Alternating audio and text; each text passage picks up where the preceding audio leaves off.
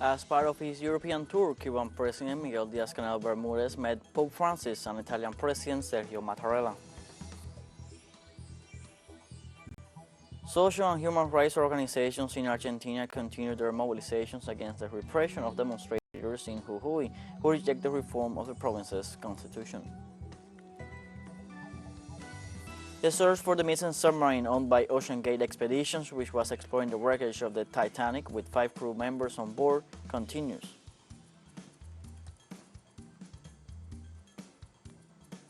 Hello, welcome to From the South. I'm Luis Alberto Matos from the teleSUR studios in Havana, Cuba.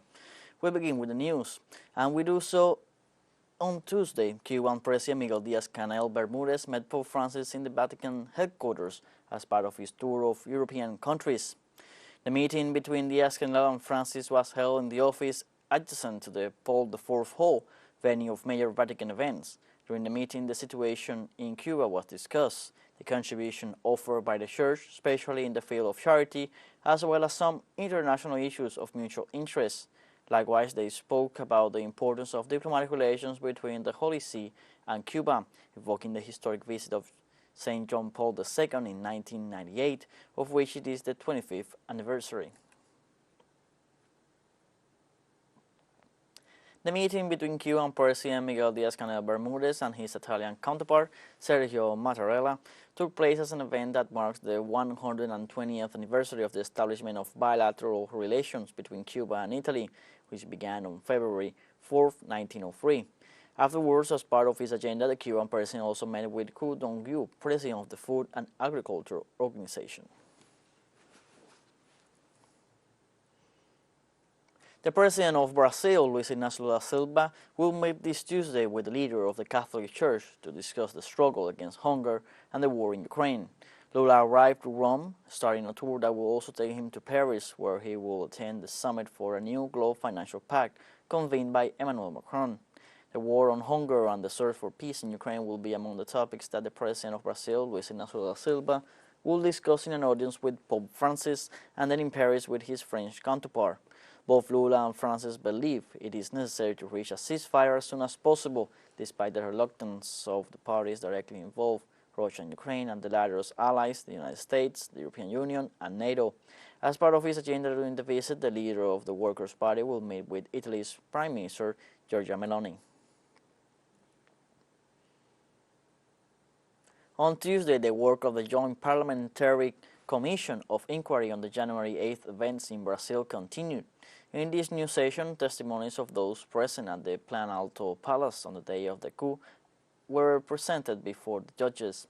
Likewise, federal deputies from the Socialism and Freedom Party, Pastor Enrique Vieira and Erika Hilton, asked the Commission to investigate as well those responsible for 3 evangelical churches suspected of financing the coup acts: Renew Presbyterian Church, Baptist Church of Masayo, and Assembly of God of Chinguara.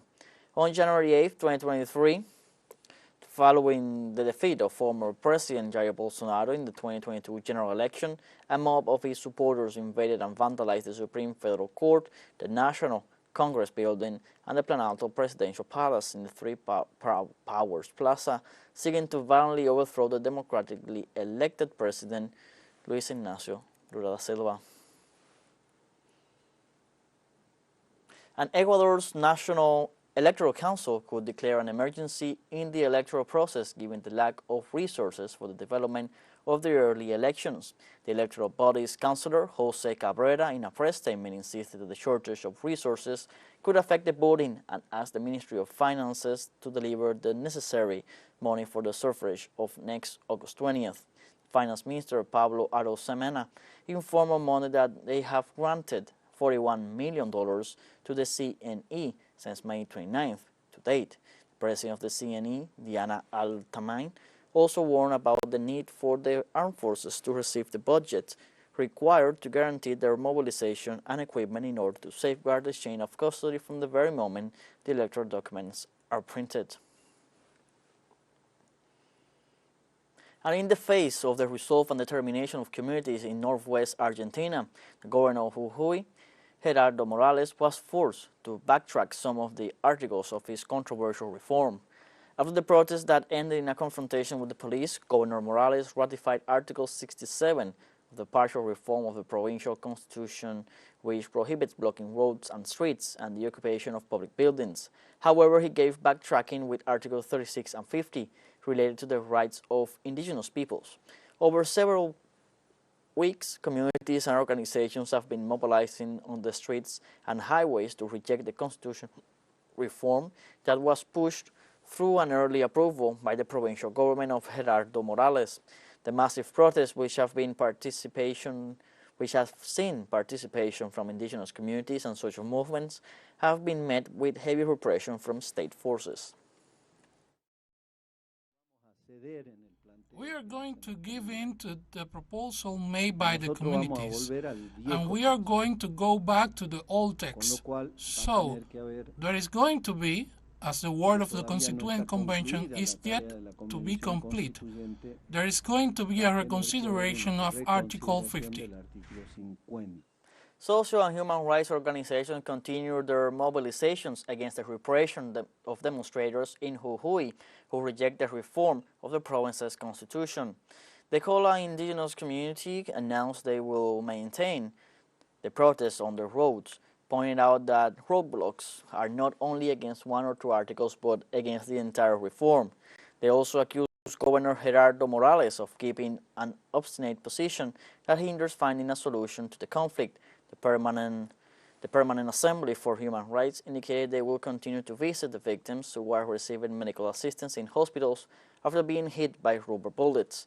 Meanwhile, the Association of Provincial Educators in Jujuy showed their support to the teaching sector, who are carrying out indefinite strikes in demand of salary increases. And let's take a short break now, but remember you can join us on TikTok at teleSUR English, where you will find news in different formats, news updates, and much more. Other stories coming up, stay with us.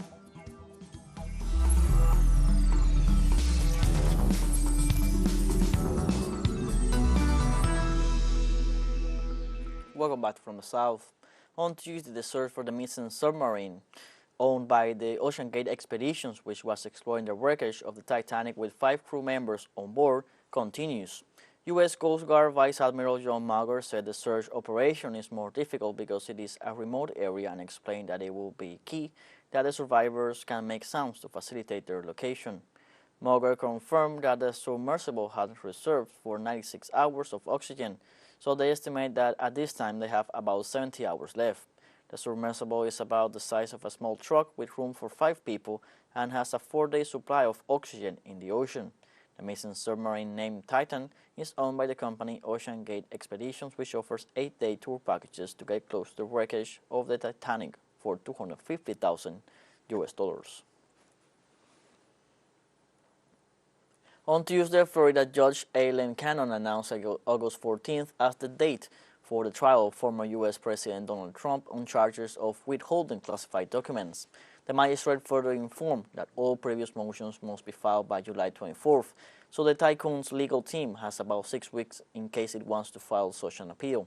The report added that as the former president's lawyers are expected to push to delay the trial through those motions, it is unlikely that the August 14th date will remain as the final one. Just the day before, a federal judge accepted a request filed by the Justice Department to prevent the former governor from disclosing information related to his judicial process. In the framework of the official visit to Germany of Chinese Premier Li Qiang, the German and Chinese delegations held a series of government and business talks to further enhance ties between both nations. At the invitation of German Chancellor Olaf Scholz and the French government, the Chinese Premier is paying official visits to Germany and France from June 18th to the 23rd. It is Li Qiang's first overseas visit since he became Chinese Prime Minister in March. Meeting Germany's President Frank-Walter Steinmeier, Li said his nation was ready to work with Berlin to contribute to global stability and prosperity. In this sense, scholars and experts agreed on that Premier Li's visit to Germany is expected to release positive signals to German business circles, and more business collaboration are likely to be carried out. In the framework of his visit, Chinese Premier Minister met with German Chancellor Olaf Scholz. After the meeting, both leaders offered a press statement in which Scholz addressed the responsibility of both nations share in regards to climate change, among other issues. As major emitters of CO2, Germany and China have a special responsibility. We will face up this responsibility together in the fight against climate change. During his declaration, the Chinese Premier Li Qiang emphasized that both countries will hold the third Chinese-Germany high-level financial dialogues and have the will to become green partners and jointly address climate change.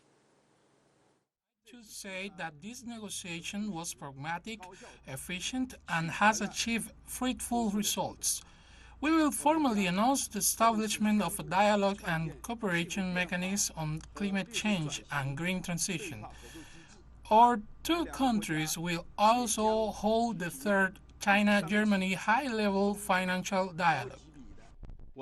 I propose that China and Germany become green partners and make jointly addressing climate change an important area of our future cooperation. Qatar's Energy Minister Saad Al-Kaabi confirmed on Tuesday during an agreement signing ceremony in Doha that his government is willing to supply the China National Petroleum Corporation with natural gas for 27 years. The agreement, which we will sign shortly, Qatar will supply 4 million tons annually of natural gas from the North Field East expansion project to China over a period of 27 years. This will become the second liquefied natural gas sale and purchase agreement to China within the North Field East expansion project. And teleSUR English launches its own videos on demand site for you to go and revisit our interviews, top stories, special broadcastings, and much more. Just go to the top left corner in our website homepage and click in the video option to access our VOD platform.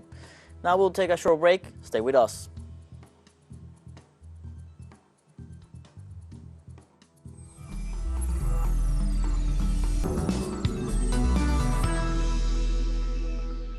Welcome back from the south. In Palestine, latest death toll from violence by Israeli forces in the occupied West Bank rises to 7, with the death of Ahmad Aref al-Jas, 48 wounded on Monday in Jenin. The number of Palestinian citizens killed so far in 2023 by Israeli forces in Palestine exceeds 150. Medical sources at Rafidia Hospital in Nablus explained that the victim died after being mortally shot at Jenin refugee camp. The Palestinian Red Crescent has also denounced that a military vehicle deliberately hit an ambulance on its way to help the wounded on the same violent day. Mini Arko Minawi, governor of Darfur region in Sudan, warns that the horrendous crimes committed in the context of the conflict between the army and paramilitary forces open the door to a civil war in the region. Therefore, it has urged the United Nations Security Council to request the International Criminal Court to open an investigation for the crimes committed so far. After denouncing selective assassinations and numerous rapes in cities of that region, he claimed that the current situation is the same or worse than what happened in 2003, except that now the aggressors are more powerful. He also denounced the execution of political, social, and tribal leaders. On Monday, Ugandan authorities reported the arrest of 20 people suspected of collaborating in last week's massacre in western Uganda by the Allied Democratic Forces, a rebel group linked to the Islamic State. The attack took place at around on Friday when a group of Islamic State-linked rebel fighters stormed the secondary school in Pongwe, a town on Uganda's border with the Democratic Republic of the Congo. A total of 42 people, including 37 students, were killed. Among those arrested are the head teacher and headmaster of the school. Kasasi District Police Chief Jujuy Walusimbi said the assailants reportedly fled to the Democratic Republic of the Congo. Ugandan President Yoweri Museveni has described the mass murder as criminal, desperate, terroristic, and useless, and announced on Sunday the deployment of additional troops to the border region.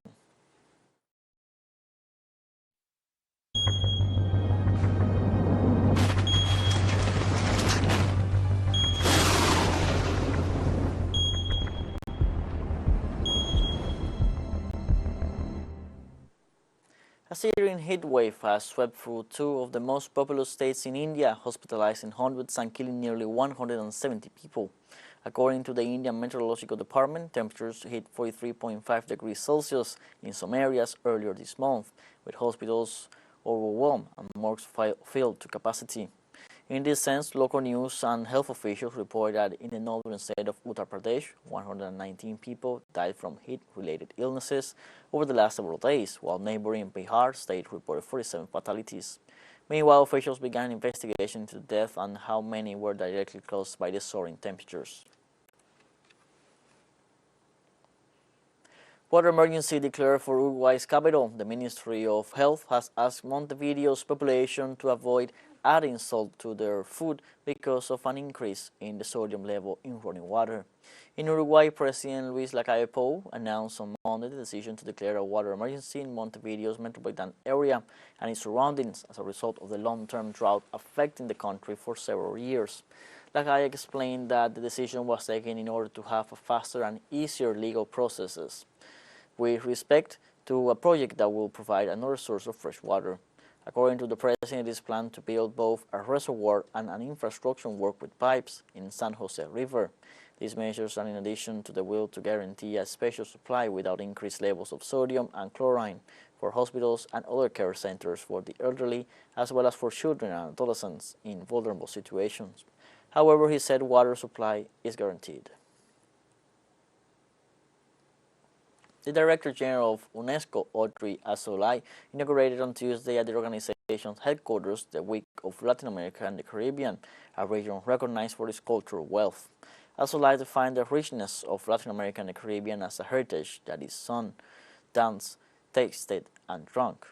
In this sense, she mentioned the Colombian vallenato, the Argentine tango, the Mexican mariachi, and the Cuban rum among the abundant identity elements. She also considered the Latin American and Caribbean Week at UNESCO a space for the recognition of indigenous peoples, their traditions, and languages. The Director General took the opportunity to highlight 75 years of ties between the region and the multilateral organization, a relationship she described as special. And we have come to the end of this news briefing. You can find these and many other stories on our website, telesurenglish.net. You can also join us on social media, Facebook, Twitter, Instagram, Telegram, and TikTok. For Telesur English, I'm Luis Alberto Matos. Thank you for watching.